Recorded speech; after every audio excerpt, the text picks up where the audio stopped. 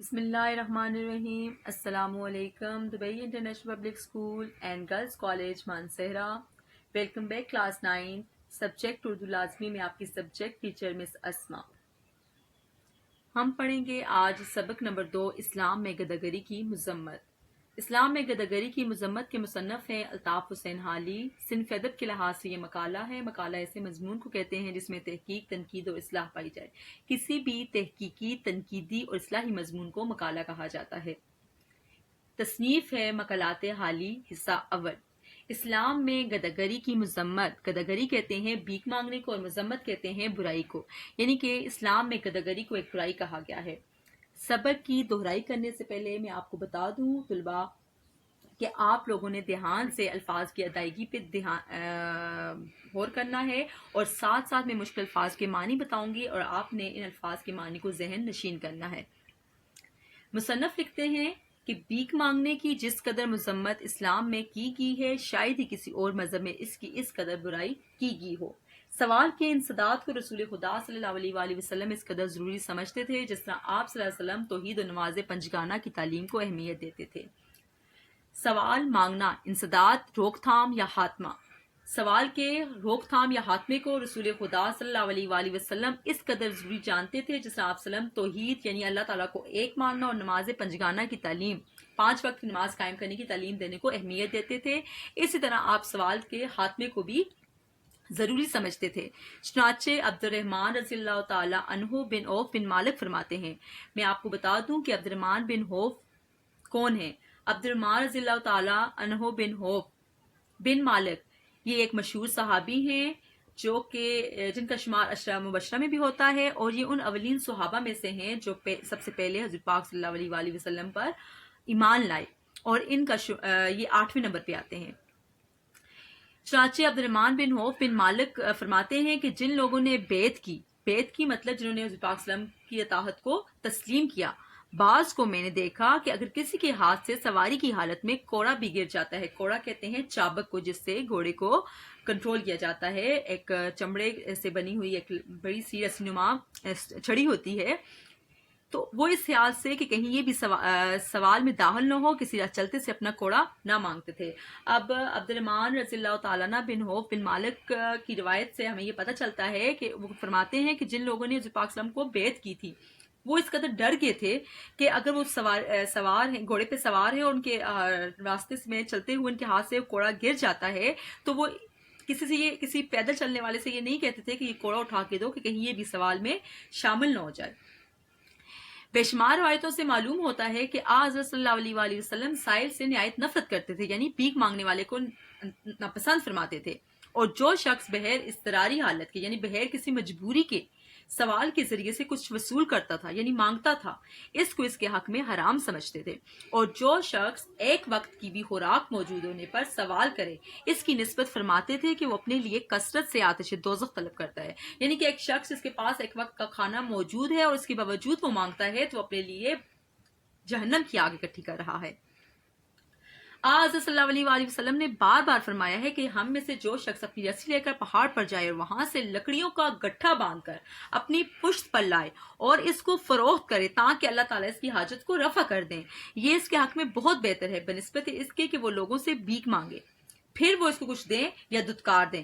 اب اس روایت میں آپ صلی اللہ علیہ وسلم کی اس روایت سے ہمیں یہ پتہ چلتا ہے کہ 2 اشخاص جن میں سے ایک شخص جو اپنی رسی لے کر پہاڑ پہ جاتا ہے، وہاں پہ وہ لکڑیاں کاٹتا ہے، انتہائی محنت اور مشقت کرتا ہے، پھر وہ تھک کے ان لکڑیوں گٹھوں کو اٹھا کے اپنی پیٹھ پر لاد کر پھر وہ نیچے آتا ہے، پھر ان کو فروخت کرتا ہے. اس طرح سے اللہ تعالیٰ اس کی جو ضرورت ہے، جو اس کی حاجت ہے اس کو دور کر دیتے ہیں. تو اس شخص کی نسبت بہت بہتر ہے جو آرام کے ساتھ بھیک مانگ کے اپنا وقت گزارتا ہے. اب اس کو لوگ کچھ دیں یا اس کو برا بلا کہیں، دھتکار دیں یعنی کہ برا بلا کہیں. اس طرح دوسری روایت ہے جو کہ عائد رضی اللہ تعالی عنہ بن عمر سے ہے کہ آپ صلی اللہ علیہ وسلم نے فرمایا اگر تم لوگ جانو کہ سوال کرنے کے کیا نتائج ہے تو کوئی شخص سوال کرنے کے لیے دوسرے شخص کی طرف رخ نہ کرے. یعنی کہ اس روایت سے ہمیں یہ معلوم ہوتا ہے کہ حضرت پاک صلی اللہ علیہ وسلم فرماتے ہیں کہ اگر تم لوگوں کو پتہ چل جائے کہ مانگنا کتنا ناپسندیدہ عمل ہے، کتنا مکروہ عمل ہے اور اس کے کتنے برے نتائج ہیں، تو کوئی شخص بھی کسی اور شخص سے اپنے مقصد کے لیے، اپنے مطلب کے لیے رخ نہ کرے. مصنف کہتے ہیں جو سائل خدا کو صرف بھیک مانگنے کا ایک اوزار جانتا ہے، اس کی نسبت آج صلی اللہ علیہ وسلم نے فرمایا جس نے اللہ کے نام پہ سوال کیا وہ ملعون ہے۔ اب جو سائل خدا کو صرف بھیک مانگنے کا ایک اوزار جانتا ہے، اوزار مطلب ہتھیار، ذریعہ مانتا ہے، یعنی کہ اللہ کے نام پہ کہتا ہے کہ مجھے ایک وقت کھانا کھلا دو، مجھے 1 روپیہ دے دو، تو اس طرح سے وہ اللہ کو مانگنے کا ذریعہ بناتا ہے، تو اللہ کے نزدیک وہ کیا ہے؟ ملعون۔ جس نے اللہ کے نام پہ سوال کیا وہ ملعون ہے۔ ملعون مطلب لعنتی ہے، اس پہ لعنت بھیجی گئی ہے۔ سائل مانگنے والا اپنے اندوختے کو جو بھیک کے ذریعے اس نے پیدا کیا، یعنی مانگ کے اس نے اکٹھا کیا، وہ اندوختہ، وہ مال، وہ دولت جو اس نے مانگ کے اکٹھی کی، چھپاتا ہے اور باوجود استطاعت کے اپنی نداری کا اظہار کرتا ہے، یعنی طاقت رکھنے کے باوجود وہ اپنی غربت کا اظہار کرتا ہے۔ اس طرح وہ کفران نعمت یعنی اللہ تعالیٰ کی نعمتوں کا انکار کرتا ہے۔ ساتھ ساتھ بچوں میں آپ کو یہ بھی بتا دوں کفران نعمت جو ہے یہ مرکب اضافی ہے۔ مرکب اضافی ایسے مرکب ہوتے ہیں جو زیر اور حمزہ کی مدد سے جوڑیں، تو کفران نعمت ہمارے پاس مرکب اضافی ہے۔ کفران نعمت اللہ تعالیٰ کی نعمتوں کا انکار کرنا، دروغ گوئی، جھوٹ بولنا اور مکاری سے، چلاکی سے سخت ترین گناہوں کو اپنی کامیابی کا ذریعہ گردانتا ہے، یعنی کہ اس کی وہ ان چیزوں کو اپناتا ہے اور وہ سمجھتا ہے کہ میں کامیاب ہوں۔ وہ جھوٹ بولتا ہے، اللہ کی دی ہوئی نعمتیں، اس کی جو جسمانی نعمتیں ہیں، جو جسمانی اعضاء ہیں، یہ بھی اللہ کی بہت بڑی نعمتیں ہیں، اور وہ جھوٹ بولتا ہے، پھر دھوکہ دیتا ہے لوگوں کو، تو سمجھتا ہے کہ میں کامیاب انسان ہوں، تو یہ صرف اس کا ایک بھول ہے۔ پس جن جامع الفاظ میں رسول خدا صلی اللہ علیہ وسلم نے بھیک مانگنے کی مذمت فرمائی ہے، جامع مطلب مکمل الفاظ میں آپ صلی اللہ علیہ وسلم نے بھیک مانگنے کی کو ایک برائی کہا ہے، اس سے زیادہ جامع یعنی مکمل الفاظ سمجھ میں نہیں آ سکتے۔ آپ صلی اللہ علیہ وسلم سائلوں کی تعداد بڑھنے کو نہایت مکروہ جانتے تھے، یعنی کہ آپ صلی اللہ علیہ وسلم فرماتے تھے کسی معاشرے میں اگر سائلوں کی تعداد زیادہ ہو رہی ہے تو یہ انتہائی ناپسندیدہ فعل ہے۔ ظاہر ہے کہ کوئی چیز سائلوں کی تعداد بڑھانے والی ایسی نہیں ہے جیسے ہر مستحق اور غیر مستحق سائل کا سوال پورا کرنا ہے، یعنی کہ اگر آپ کسی غیر مستحق جو اس بھیک کا مستحق نہیں ہے اور آپ اس کو بھیک دے رہے ہیں تو اس طرح سے ان میں وہ چیز پروان چڑھتی جائے گی اور وہ بھیک مانگنے کے عمل کا جو پیشہ ہے وہ اور زیادہ بڑھتا رہے گا۔ متعدد روایات کے انداز کلام سے معلوم ہوتا ہے کہ آپ صلی اللہ علیہ وسلم غیر مستحق سائلوں کا سوال پورا کرنے سے خوش نہ ہوتے تھے۔ متعدد یعنی کئی روایات سے ہمیں یہ معلوم ہوتا ہے کہ آپ وسلم جو غیر مستحق جو اس کا حق جو بھیک مانگنے کا حق نہیں رکھتے، وہ جو ہٹے کٹے ہیں، ٹھیک ٹھاک ہیں، صحت مند ہیں اور اس کے باوجود وہ بھیک مانگ رہے ہیں، تو اس کے متعلق ایک روایت ہے جو کہ ابو سعید رضی اللہ تعالیٰ عنہ روایت کر رہے ہیں۔ آپ نے فرمایا قسم ہے خدا کی جو غیر مستحق سائل میرے پاس سے اپنا مطلب حاصل کر کے لے جاتا ہے وہ مطلب نہیں ہے، اس کے حق میں ہے مگر کاک، یعنی کہ کوئی شخص میرے پاس آتا ہے اور وہ مجھ سے اپنا مطلب پورا کر کے لے چلا جاتا ہے اور وہ ہے اس چیز کا مستحق نہیں ہے، تو وہ اپنے لیے وہ چیز آگ لے کے جا رہا ہے۔ یہ سن کر حضرت عمر رضی اللہ تعالیٰ عنہ نے عرض کیا آپ صلی اللہ علیہ وسلم کیوں اس کا مطلب پورا کرتے ہیں؟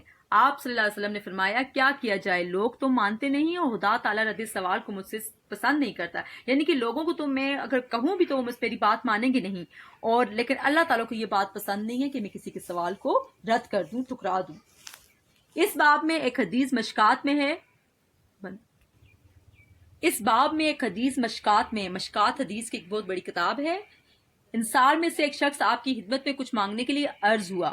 مشکات جو حدیث کی کتاب ہے اس کے ایک سبق ہے جس میں یہ بات بتائی گئی ہے کہ آپ صلی اللہ علیہ وسلم کی خدمت میں ایک انصار میں سے ایک شخص، انصار جب آپ صلی اللہ علیہ وسلم نے مکہ سے مدینہ ہجرت کی تھی تو وہاں پہ ان لوگوں نے جو مکہ سے جو لوگ آئے تھے ان کی مدد کی تھی، تو ان لوگوں کو انصار کہتے ہیں۔ انصار جو ہے نصر کی جمع ہے، مدد کرنے والے۔ تو ان میں آپ صلی اللہ علیہ وآلہ وسلم نے پوچھا کیا تیرے گھر میں کچھ بھی نہیں؟ اس نے عرض کیا کیوں نہیں، ایک موٹی سی کمبلی ہے، کمبلی کہتے ہیں چھوٹا کمبل، اسے کچھ اوڑھتا ہوں، کچھ بچھاتا ہوں، اور ایک پیالہ ہے جس میں پانی پیتا ہوں۔ آپ صلی اللہ علیہ وسلم نے فرمایا دونوں کو میرے پاس لے آ۔ وہ دونوں چیزیں لے کر حاضر ہوا۔ آپ صلی اللہ علیہ وسلم نے ان کو ہاتھوں میں لے کر لوگوں سے فرمایا ان کو کوئی خریدتا ہے؟ ایک شخص بولا میں 1 درہم میں خریدتا ہوں۔ پھر آپ صلی اللہ علیہ وسلم نے 2-3 بار فرمایا کوئی 1 درہم سے زیادہ دے سکتا ہے؟ ایک شخص نے کہا میں 2 درہم دیتا ہوں۔ آپ صلی اللہ علیہ وسلم نے کمبلی اور پیالے سے دے کر 2 درہم لے لیے اور اس انصاری سے فرمایا کہ 1 درہم کا تو کھانا لے جا کر اپنے گھر میں پہنچا اور دوسرے درہم کی کلہاڑی خرید کر میرے پاس لا۔ وہ کلہاڑی خرید لایا۔ آپ صلی اللہ علیہ وسلم نے اپنے ہاتھ مبارک سے ایک لکڑی کا دستہ اس میں ٹھونک دیا اور فرمایا جا لکڑیاں کاٹ اور بیچ، اب تجھ کو میں 15 دن تک نہ دیکھوں۔ وہ شخص چلا گیا اور لکڑیاں کاٹ کر بیچنے لگا۔ 15 دن کے بعد جب آج صلی اللہ علیہ وسلم کی خدمت میں دوبارہ حاضر ہوا تو اس کے پاس 10 درہم جمع ہو چکے تھے۔ اس نے ان میں سے کچھ کا تو کپڑا خریدا اور سے کچھ سے کھانے کا سامان مول لیا یعنی کہ خرید لیا۔ آپ صلی اللہ علیہ وسلم نے فرمایا یہ تیرے لیے اس سے بہتر ہے کہ جب تو قیامت کے دن آئے تو تیرے چہرے پر بھیک مانگنے کا داغ ہو۔ دیکھ سوال کرنا صرف اس شخص کو حلال ہے جو سخت محتاج ہو یا جس کے ذمے سوال کرنا صرف اس شخص کو حلال ہے جو سخت محتاج ہو یا جس کی ذمہ باری تاوان ہو۔ تاوان وہ رقم ہوتی ہے بچے جو مفتوح یا شکست خوردہ سلطنت فاتح کو بطور جرمانہ یا خرچہ دیا کرتی ہے۔ اس کو آپ جزیہ یا کفارہ بھی کہہ سکتے ہیں۔ تاوان جزیہ یا کفارہ، یا جس کی گردن پر خون بہا ہو۔ خون بہا قتل کا بدلہ، یعنی کہ وہ رقم جو مقتول کی ورثہ ہے جو سخت محتاج ہو یا جس کے ذمے دیکھ سوال کرنا صرف اس شخص کو حلال ہے جو سخت محتاج ہو یا جس کی ذمہ باری تاوان ہو۔ تاوان وہ رقم ہوتی ہے بچے جو مفتوح یا شکست خوردہ سلطنت فاتح کو بطور جرمانہ یا خرچہ دیا کرتی ہے۔ اس کو آپ جزیہ یا کفارہ بھی کہہ سکتے ہیں۔ تاوان جزیہ یا کفارہ، یا جس کی گردن پر خون بہا ہو۔ خون بہا قتل کا بدلہ، یعنی کہ وہ رقم جو مقتول کے ورثہ بہوز خون لیتے ہیں، یعنی کہ ایک شخص کو مار دیا ہے تو بدلے میں اب اس کے جو مقتول ہیں وہ ان سے کفارہ قتل لیتے ہیں، ٹھیک ہے، اس کو خون بہا کہتے ہیں۔ تو اس شکل میں، اس صورت میں آپ مطلب ایک شخص جو ہے وہ بھیک مانگ سکتا ہے، یعنی اس پہ خون بہا ہو یا تاوان اپاہج ہو۔ اس حدیث سے صاف معلوم ہوتا ہے کہ جہاں تک ممکن ہو سائل کو سوال کرنے سے روکا جائے اور سوال کرنے کی برائی اور محنت و مشقت کی خوبی اس کے ذہن نشین کی جائے۔ محنت و مشقت آپ بچے ذہن میں رکھ دیں کہ یہ مرکب عطفی ہے کیونکہ اس میں واو آیا ہے۔ واو اور سے ملنے والے دو الفاظ مرکب عطفی کہلاتے ہیں، ٹھیک ہے۔ واو مرکب چونکہ حرف عطفی ہے تو محنت و مشقت جو ہے وہ مرکب عطفی ہے۔ محنت و مشقت کی خوبی اس کے ذہن نشین کی جائے، یعنی کہ اگر آپ کوئی بھیک مانگنے والا ہے اس کو محنت اس کے اندر محنت و مشقت کا جذبہ ابھاریں گے بنسبت ہے کہ آپ اس کے سوال کو پورا کریں گے۔ اگر آپ اس کو سوال کو پورا کریں گے تو اس کو انکریجمنٹ ملے گی، اس کی حوصلہ افزائی ہوگی تو وہ اور زیادہ ڈیٹ پن کا شکار ہو جائے گا۔ تو اس لیے آپ اس کے اندر محنت و مشقت کی خوبی کو ابھاریں۔ مگر اس زمانے کے سائلوں کی بےغیرتی اور ڈٹائی اس حد تک گزر گئی ہے کسی فمائش یعنی ہدایت یا ممانعت منع کرنے کے ان پر کوئی اثر نہیں ہوتا۔ نظر بحالات موجودہ یعنی موجودہ حالات پر نظر ڈالی جائے، ہمیں اس کے سوا کوئی چارہ نہیں کہ غیر مستحق سائلوں کی داد و دیش صدقہ خیرات یا سخاوت دکھانا۔ ایسے موقع پر آپ سخاوت دکھاتے ہیں، ان کو بھیک دیتے ہیں تو آپ ان سے یک قلم فوراً ہاتھ روک لیں، یعنی کہ غیر مستحق سائلوں کو دینا سخاوت یا صدقہ و خیرات میں شامل نہیں ہوتا۔ ایسا کرنے سے آپ فوراً رک جائیں اور جہاں تک ہو سکے مستحق کی جمع ہے، یعنی کہ جو افراد حق رکھتے ہیں ان کی امداد کی جائے باوجود استحقاق یعنی ضرورت اور حق رکھنے کے۔ کسی سے سوال نہیں کرتے، جو سخت مجبوری اور ناداری کی حالت میں سوال کرتے ہیں۔ ایسے افراد جو حق رکھتے ہیں، مستحق ہوتے ہیں، شرم و حیا کی وجہ سے وہ کسی سے بھیک مانگنا پسند نہیں کرتے اور ایسے ہی اپنا وقت گزارتے ہیں، تو ہمیں چاہیے کہ ہم ایسے لوگوں کی مدد کریں، ایسے لوگوں پر اپنی سخاوت دکھائیں۔ صدقہ و خیرات کے جو لوگ مستحق ہوتے ہیں بنسبت اس شخص کے جو ہٹا کٹا ہے اور بھیک مانگتا ہے۔ غیر مستحق سائلوں کے ساتھ کوئی سلوک اور کوئی بلائی اس سے بڑھ کر نہیں ہو سکتی کہ ان کو اس بےغیرتی اور بے شرمی کے پیشے سے باز رکھا جائے، کیونکہ بھیک مانگنا ایک بےغیرتی اور بے شرمی کا پیشہ ہے، اور ہمیں چاہیے کہ ہم ان کو ان کی بھیک دے کر ان کی حوصلہ افزائی کرنے سے بہتر ہے کہ ہم ان کے اندر یہ جذبہ ابھاریں، محنت و مشقت کا جذبہ۔